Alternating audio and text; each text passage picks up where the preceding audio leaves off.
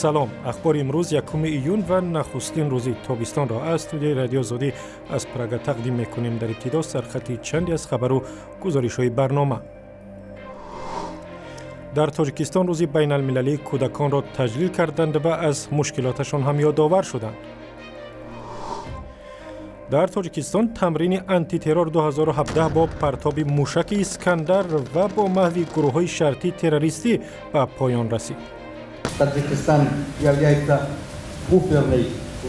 تاجیکستان برای تهدیدهای احتمالی تروریستی منطقه بوفری می باشد. چون این وضعیت ما را برای اندیشیدن تدابیر مشترک به خاطر حفظ کشورهایمان وادار می سازد. کوهنوردان ایرانی میگویند هنگام فتح قلعه کارل مارکس در کوههای پامیر یک همراهشان را از دست دادند. دیگه دیدیم راهی نداریم، مجبوریم احمد رو به امانت توی اون شکاف‌ها بذاریم و برگردیم. تفصیل خبرها. در تاجیکستان دادستان‌های 7 شهر و ناحیه‌های کشور را عوض کردند. دفتر مطبوعات رئیس جمهور روز 1 ایون با نشر بیانیه گفت از جمله دادستان‌های ناحیه ونج، دنغره، فرخار و سربند دیگر شدند. نام و نسب دادستان‌ها و سبب تغییرات کادری را اعلان نکردند. در بیانیه آمده است تغییرات با موافقه با رئیس جمهور صورت گرفت و بعضی از سرداران ریاست‌های آژانسی مبارزه با مواد مخدر نیز دیگر شدند. در تاجیکستان که سالانه شمار کودکانش تقریباً 200,000 نفر زیاد می شود، روز بین المللی کودکان را تجلیل کردند. جلب توجه به مشکلات کودکان، تعلیم و نگاهبینی درست این قشر آسیب پذیر یکی از هدفهای اصلی روز بین المللی کودکان است و در این باره شادمان یتیم از دوشنبه گزارش می دهد. روز بین المللی حفظ کودکان امسال در شهر دوشنبه نسبت سالهای قبل با شکوه‌تر تجلیل شد. در این چاره‌بینی که 1 ایون در مجموعه فرهنگی اهارون یا سابق آمفی‌تئاتر برگزار شد، بیشتر از 2,500 کودکان و نورسان شرکت کردند. باید قید کنیم که در چاره‌بینی امروزه با تمام اشتراکداران این چاره‌بینی تحفه‌های تهیه نموده مقامات اجرایی حکومت دولتی شهر دوشنبه، یعنی که در این روز با تمام کودکان و نورسان سپاریده شد. در این چاره‌بینی میان نورسان آزمون‌های رسمی بهترین و مسابقه ششکه و شاهمات بازی دایر شده غالبان را با تحفه‌ها قدردانی کردند. من به اینجا آمده 3 نفر را بریدم. من کلان شما میخواهم که شاهمات باز شوم و پرچم تاجیکستان را بلند بردارم. قسمی از همه با شکوه این چاره‌بینی برنامه تئاتر کنونیده مؤسسه ابتدایی پایتخت بود که در تالار آمفی‌تئاتر برگزار شد. از شماره بیش از 8 میلیون نفره تاجیکستان حدود 2.5 میلیونش را کودکان از 5 تا 17 ساله تشکیل می کنند. 1 ایون هنوز در سال 1925 در انجمن جهانی وضع کودک در ژنو به حیث روز کودک مقرر شده بود. روز جهانی کودکان در تاجیکستان در حال تجلیل می شود که سازمان‌های اجتماعی و جامعه مدنی همیشه از مورد خشونت و زورآوری نسبت کودکان، استفاده از نیروی کاری آنها و همچنین کمبود غذای اطفال تاجیک نگرانی می کنند. سال گذشته یک تحقیق نشان داده بود که سبب کوتاه قد بودن 300,000 کودک در تاجیکستان استعمال غذای کم ویتامین و نامناسب است. همچنین سال گذشته هنگام بررسی تأسیس وکالتدار حقوق کودک در پارلمان، وکیلان با نگرانی گفته بودند در 2 سال اخیر 2400 کودک و نابالغ به تحصیل فرا گرفته نشدند. تجلیل کردن این روز را اصلاً بهانه برای دوباره توجه کردن به این نسل جامعه و مشکلاتشان می‌دانند. شادمان یتیم، آزادی، دوشنبه.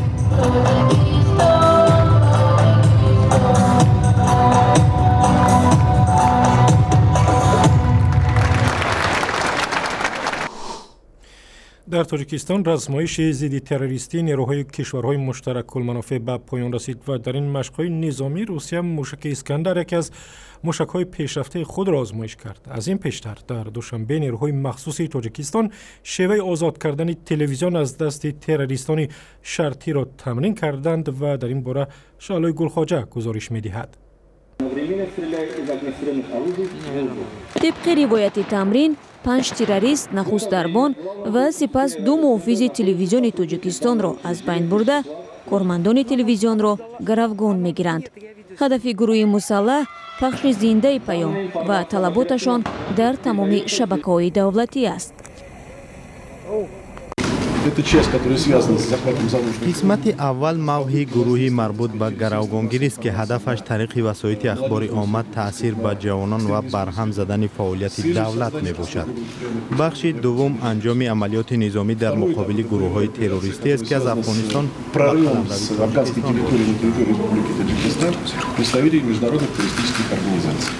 تقریباً بعد از چند دقیقه اشغال بینای تلویزیون مرکزی از سوی گروه تروریستان، بینا را نیروهای تعیینات مخصوص کمیته امنیت دولتی و وزارت امور داخلی کشور محاصره می‌کنند و بلافاصله به حمله می‌گذارند. Надо отработать элементы взаимодействия, эффективность. ما سودمندی عملی مشترک در صورت پیش آمدن چنین حالتهای احتمالی را مشق کردیم. در واقع تأکید شد که چنین چاره‌بینی ها باید خصوصیت پیشگیری کننده داشته باشند. هنگام پاکسازی تلویزیون 1 تروریست کشته و 4 نفر دیگر بازداشت شدند. گروگان‌های شرطی آسیب ندیدند. نیروهای تعیینات مخصوص نظارت جای حادثه را در اختیار نجات دهندگان می‌گذارند و به قرارگاهشان برمیگردند. پزشکان به نیازمندان کمک می‌رسانند و بخش نهایی تمرینی نظامی روز اول در لاهور رزمایشگاه وزارت دفاع تاجیکستان صورت می‌گیرد. در زمان گروگانگیری در تلویزیون تروریستان شرطی الهام گرفته برای پیشبرد نقشه‌های دهشت افکنانه از مرز افغانستان به قلمرو تاجیکستان وارد می‌شوند.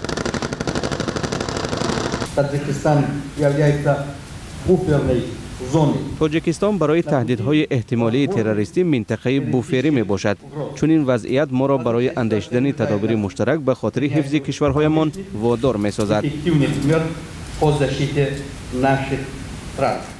در نهایت این گروه تروریستان نیز از سوی نیروهای مخصوص کمیته امنیت دولتی و وزارت کارهای داخلی نابود کرده شد.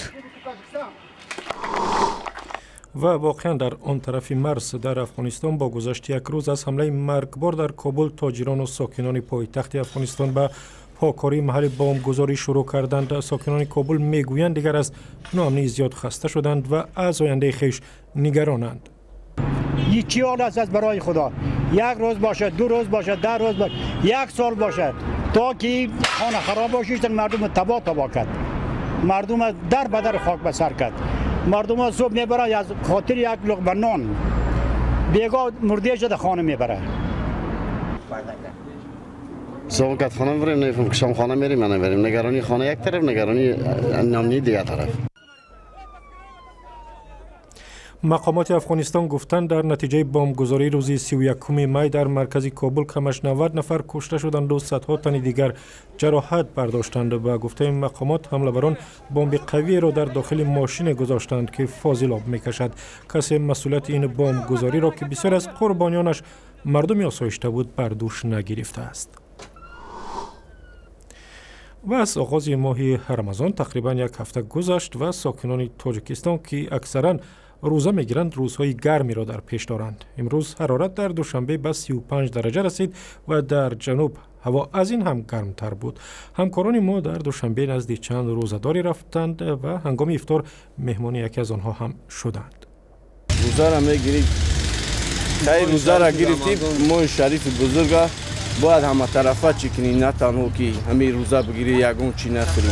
ای غیبت، ای اینمی چیزای بیهده تماشا کردن باید خودداری کنیم. چی کار نمیکنم، فقط صبر میکنم دیگه هیچ. هر خودمون نقض چیز میکنیم، خود صبور هر روزا رو برای خدا میگیریم میخوام هر روزا فرض. در ماه رمضان اکثر ساکنان تاجیکستان روزه میگیرند. روزه‌داران در این ماه شریف از صبح صادق تا نماز شام از خوردن و آشامیدن پرهیز میکنند و به طاعت و عبادت رو میارند. با وجود آنکه داشتن روزه در هوای گرم و نفسگیر کننده 16 ساعت ادامه میکند، اما روزه‌داران بدون شکایت تحمل گرفتن آن را دارند. رمضان سال گذشته به گرمترین و طولانی ترین روزهای سال راست آمد. امسال به گفته ساکنان هوا اندک سلقین است. روزه گرفتن برای بیماران دل و رگ‌های خونگرد قطعاً من نیست. اما هنگام فصل تابستان که حرارت هوا خیلی بلند است و تلفات مایعات خیلی زیاد است، میتواند یکی از عامل‌های اساسی سبب‌های هیپرکاگولیاسیا یعنی قوس‌شوی خون. از طرف دیگر روزه داشتن این یکی از عامل‌های اساسی کاهش وزن بدن و خلسترین یعنی که چربی خون پس‌شوی چربی خون می‌گردد. پزشکان برای روزه‌داران مشورت‌های خاص می‌دهند. نفرانی که از بیماری قلب رنج میبرند باید هنگام افطار آب زیاد بنوشند و روزانه زیر آفتاب نگردند. در صورت بیحالی به پزشکان مراجعت کنند. قربانای احرار و 5 پسرش را با خانواده هایشان در افطار انتظار است. به وقت کشادن روزه باید از استعمال غذاهای بریان شده و سیروغن خودداری کرد. خوردن میوه های تر و خشک و اینچنین سبزیجات منفعت زیاد دارند. بهتر است اگر محصولات برای دسترخوان افطار هر روز و به مقدار کم خریداری شود. میوه میخوریم، میوه همه تنه گرمای میگیرد، هلاکی مای میبرارد. بعد وای میخوریم، من کنفیت میخوریم، کنفیت و شیرینی میوه سربا وای میکند، انرژی میتاد و کسلرود میتاد. انا شیرینی، بعد شیرینی وای میخوریم، غلوم میخوریم، دل با فایدهش دل با نقصتر. معمولا در ماه شریف رمضان نرخ‌های مواد غذایی در بازارهای تاجیکستان بلند می شود.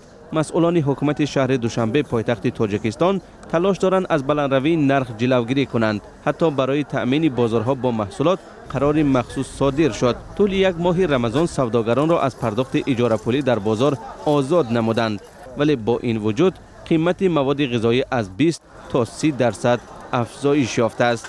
ما 12 نمود محصولات نیاز اولیه را با نرخ‌های دسترس در اساس شرطنامه‌هایی که شرطنامه‌های طرفین که با خواجگاه دهقانی با منطقه ولایت ختان، ناحیه تابع رسولی که و ولایت سوق بسته‌ایم، در اساس شرطنامه‌های بسته از استحصال کننده به میانرو امروز ما وارد بازار کرده ایستاده‌ایم. ماه رمضان امساله روز 25 ایون پایان می‌یابد. انتظار می‌رود طبق تصمیم شورای علما مسلمانان تاجیکستان نماز فطر را صبح روز دوشنبه 26 ایون برگزار کنند. در این روز مسلمانان لباس‌های نو به بر می‌کنند. بعد از نمازگزاری در منزلشان را برای مهمانان برای دعا و فاتحه باز می‌کنند. دو کوهنورد ایرانی که یک همراه خود را در کوههای پامیر از دست دادند میگویند نتوانستند جسد دوستشان احمدی نیک بیان را پیدا کنند. کوهنوردی 58 ساله ایرانی روز 19 می هنگام فتح قلعه کارل مارکس در کوههای پامیر افتاده زیر یخ مانده است.